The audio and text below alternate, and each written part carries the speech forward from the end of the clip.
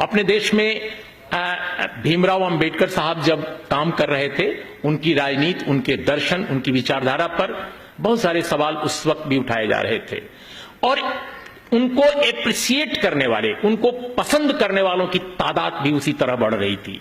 आपको जानकर आश्चर्य होगा कि उस वक्त मैं एक बार अंबेडकर के समय के भारतीय मीडिया को देखने लगा, रिसर्च करने लगा, खोजने लगा। एक मुझे कार्यक्रम करना था राज्यसभा टीवी पर, तो मैं ये खोज रहा था कि अंबेडकर के दौर का मीडिया अंबेडकर को कैसे कवर कर रहा था, अंबेडकर साहब को कैसे वो देख रहा था, या उनके फैसलों को, उनकी बातों को, उनकी किताबों को किस प्रकार ले रहा था। आप ताज्जुब करेंगे कि Indian main stream media Ambedkar के जीवन काल में अंबेडकर को लगभग बायकॉट किए हुए था।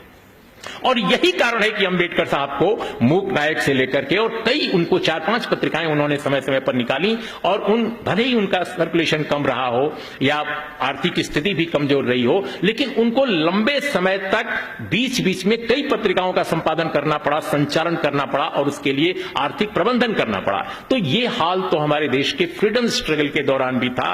और देखिए, एक बहुत दिलचस्प बात मुझे अंबेडकर साहब के बारे में मैं कह रहा हूं, हो सकता है आपके दिमाग में कभी आया हो या ना आया हो, लेकिन कई बार सामाजिक वैचारिक आंदोलन ही मूल्यों को, विचारधाराओं को जीवित करते हैं।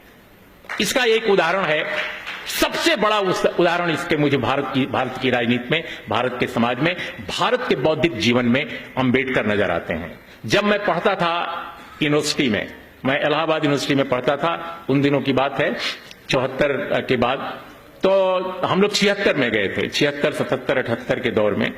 तो इलाहाबाद के जो लोग होंगे जानते होंगे कि इलाहाबाद यूनिवर्सिटी में एक रोड है जिसका नाम है यूनिवर्सिटी रोड, विश्वविद्यालय मार्ग। विश्वविद्यालय मार्ग पर जब हम लोग जाते थे तो उन दिनों दुनिया के तमाम विद्वानों, तमाम स्कॉलर्स की किताबें यूनिवर्सिटी रोड पर दिखती थी। मार्क्स से लेकर के मनुस्मृति तक, लेनिन से लेकर के गोरकी तक, एरिस्टोटल से लेकर के वाल्जाक तक, टॉल्स्टॉय से लेकर के चेखव तक। लेकिन अंबेडकर की किताबें उस दौर में नहीं मिला करती थी, कम से कम हिंदी क्षेत्र में। मैं अपने क्षेत्र के बारे में कहता हूं, एनिहिलेशन ऑफ कास्ट नाम की जो किताब, जो आज पूरे देश में इतनी पॉपुलर है, इतनी लोकप्रिय है, वह भी मैंने अपने यूनिवर्सिटी के जीवन में इलाहाबाद के किसी दुकान पर मैंने नहीं देखी, क्योंकि अगर देखी होती तो हमने जरूर खरीदी होती। अंबेडकर की किताबें बिल्कुल यूनिवर्सिटी रोड पर किताब की दुकानों पर कहीं दिखती नहीं थी। तो मैं अब फील करता हूं कई बार कि अंबेडकर साहब जब उनका निधन हुआ और जब वो जीवित थे तब भी उनको मारने की कोशिश की गई, और जब वो उनका निधन हो गया तो उनको लगता था कि भारत के इतिहास के नींव में दफना दिया गया, कि अंबेडकर का नाम, अंबेडकर के विचार कभी दिखाई ना पड़े, कभी जीवित ना हो। लेकिन कैसे जीवित हो गए अंबेडकर, और दूसरों से ज्यादा ताकत के साथ जीवित हो गए।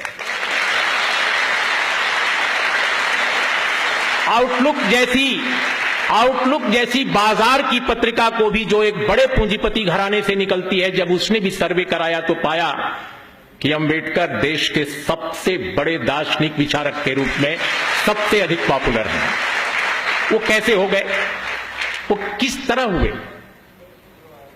तो मैं एक स्टूडेंट के तौर पे भारतीय इतिहास के, भारतीय राजनीति के एक इतिहासकार, एक छात्र के रूप में जब देखता हूं तो मुझे लगता है कि जो यूनिवर्सिटी रोड पर मुझे अंबेडकर की किताबें नहीं मिला करती थीं, खासकर नॉर्थ इंडिया में, महाराष्ट्र में मिला करती थीं, क्योंकि वहां आंदोलन था, वहां विचार के लोग थे।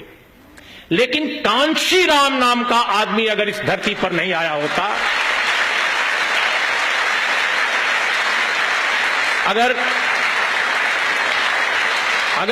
अगर कांशीराम का आंदोलन, जिसे बहुजन समाज आंदोलन कहते हैं, अगर उसने नॉर्थ इंडिया में उसने जन्म न लिया होता तो यकीन मानिए अंबेडकर को मार डाला गया था।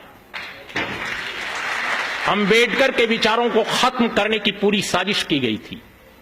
ये कांशीराम का आंदोलन था नॉर्थ इंडिया में। मैं कम से कम नॉर्थ इंडियन हूं, मैं जानता हूं कि अगर कांशीराम का आंदोलन नहीं आता तो अंबेडकर नहीं आते।